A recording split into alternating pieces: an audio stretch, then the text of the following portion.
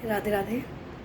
जय गुरुदेव, जय माता दी। जैसा कि आप सब जानते हैं, आज नवरात्रि का पहला दिन है और सभी माता के भक्त या सभी के घरों में देखा जाता है कि इस 9 दिनों में बहुत ही हर्ष और उल्लास के साथ ही मनाया जाता है नवरात्रों का त्यौहार।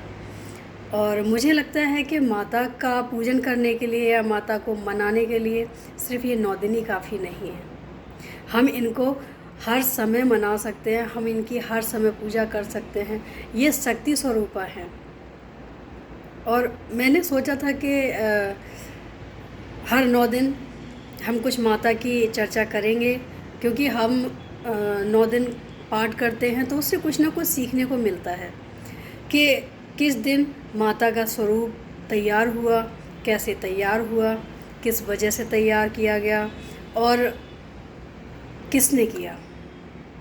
किसी ने पूछा था कि माता को जन्म देने वाला कौन है, माता कहाँ से आई, कैसे आई। तो ये सब चीज़ों का मुझे थोड़ा सा था, तो मुझे लगा कि जो मुझे पता है या जो हम पढ़ते हैं सीखते हैं सबके साथ शेयर किया जाए। लेकिन कुछ मजबूरी बस ऐसा नहीं हो पा रहा है, लेकिन हम कोशिश करेंगे कि आगे चल के हम ये सारी चीज़ें आपके साथ ज़रूर रखें। लेकिन इतना ज़रूर समझना चाहिए कि जीवन में एक कहते हैं ना, नारी की पूजा करनी चाहिए। जिस घर में नारी का सम्मान होता है वो खुशियों से भरा होता है, क्योंकि नारी पूरे घर को संभालती है। एक नारी कितने लोगों को संभालती है, कभी बहू बन के संभालती है, तो कभी बेटी बन के संभालती है, तो कभी भाभी बन के संभालती है, तो कभी बहन बन के संभालती है। कितने स्वरूप होते हैं, और इन सब स्वरूपों में वो बदले में चाहती क्या है सभी से? सिर्फ पल भर का 2 शब्दों का प्रेम चाहती है, या कोई उनकी तारीफ़ करे ना करे, लेकिन कम से कम उनकी इज्जत तो करे।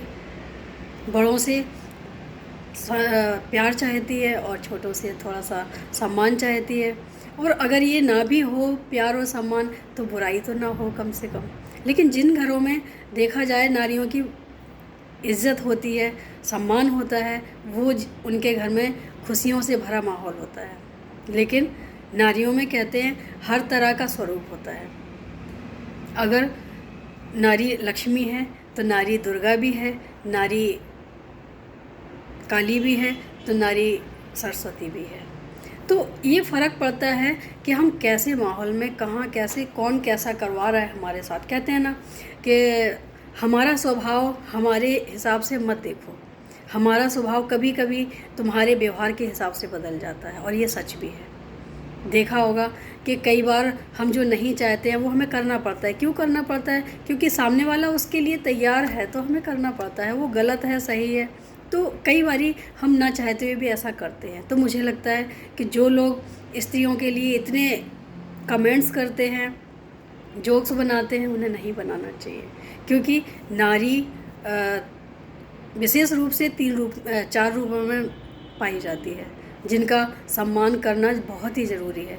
और मैं तो कहती हूँ कि सिर्फ उन्हीं का सम्मान नहीं करना है, नारी जाति का सम्मान करना है। नारी किसी भी रूप में क्यों ना हो, उनका सम्मान तो बनता है और करना भी चाहिए। क्योंकि जो नारी का सम्मान करते हैं वो खुद सम्माननीय होते हैं, और जो नारी का अपमान करते हैं किसी जोक द्वारा या कुछ भी ऐसे होते हैं, तो मुझे लगता है कि वो नारी का उस समय अपमान नहीं कर रहे हैं, वो अपना स्वभाव बता रहे हैं, वो अपने आप को ही अपमानित कर रहे हैं। जो नारी का सम्मान करता है, क्योंकि नारी का स्वरूप माता में भी आता है, बहन में भी आता है, पत्नी का वो अगर हम छोड़ भी दें, चलो पत्नी के लिए इतने जोक्स बनते हैं, तो पत्नी को छोड़ भी देते हैं, तो इसमें हमारी माँ और बहन तो आती है ना, बेटी तो आती है ना। तो नारी का अगर हम निरादर करते हैं या अपमान करते हैं या हम जोक बनाते हैं, तो उसमें नारी तो पूरी जाति जुड़ जाती है, उसमें तो हमारे सारे रिश्ते आ जाते हैं। तो मुझे लगता है कि नारी जाति का सम्मान सबसे बड़ा सम्मान है। हम घरों में पूजा करते हैं, लेकिन हमारी जो माताएं हैं हम उनको नहीं देखते हैं, हम उनके लिए परवाह नहीं करते हैं, वो दर दर भटकने पे मजबूर हो जाती हैं। तो मुझे लगता है कि अगर हम मंदिर ना भी जाएं तो चलेगा, लेकिन हमारे जो घर की स्त्री है उसकी आंख में आंसू आए, ये भगवान बर्दाश्त नहीं करेगा।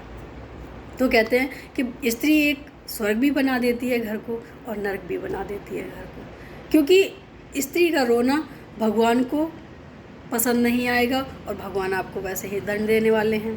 तो इसमें उसका कोई कसूर नहीं है, इसमें आपके कर्मों और आपके व्यवहार और आपके ऊपर ही निर्भर करता है। तो इसलिए कहा गया है कि नारी का सम्मान करें।